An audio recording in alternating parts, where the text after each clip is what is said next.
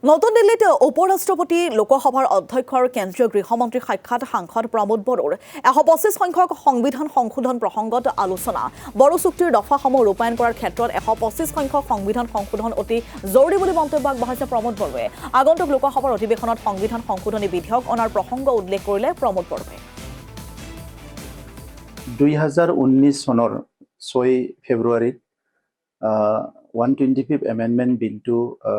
ৰাজ্যসভাত ইন্ট্ৰডিউচ কৰিছিলে আৰু সেই সময়ৰ পৰা 6 শিডিউল কাউন্সিলৰ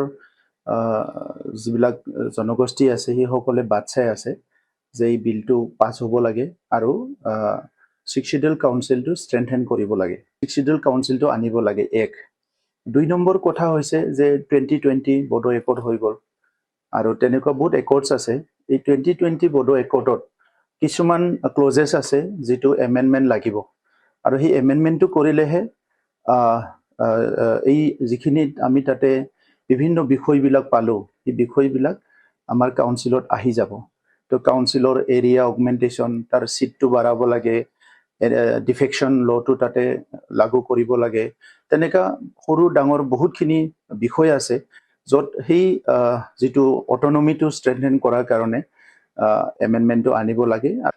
কোনবা এটা নৰ্থ ইষ্টৰ ৰাজ্যৰ কথা কয় মিজোৰাম বা ত্ৰিপুৰা কৈ প্লাই তেখেতসকলে বিলটো আনা নাই তাতে কিবা পলিটিক্যাল কিবা এটা প্ৰবলেম আছে কিবা এটা জনগোষ্ঠীয় প্ৰবলেম আছে কিন্তু এতিয়া আমি বিচাৰিছো যেহেতু আমাৰ কাউন্সিল বিলাকত অত্যন্ত প্ৰয়োজন আছে আৰু তাত কিনো অপজিশন বুলি কথা নাই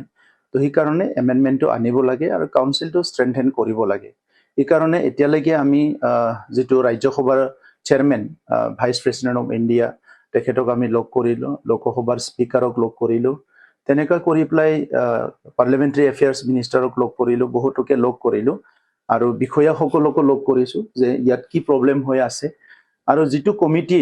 বনাই দিয়া হৈছিল আনন্দ শৰ্মা কমিটি তেখেতক মই ওভাৰ টেলিফোন কথা পাতিছো যে ইয়াৰ স্পিৰিটটো কি আছিল যে এই যে কমিটিটো বনাই দিছিলে যত এমেণ্ডমেণ্টৰ কাৰণে তাত কিছুমান ৰিভিউ কৰাৰ কাৰণে এই গোটেই বিষয়খিনি হৈ গ'ল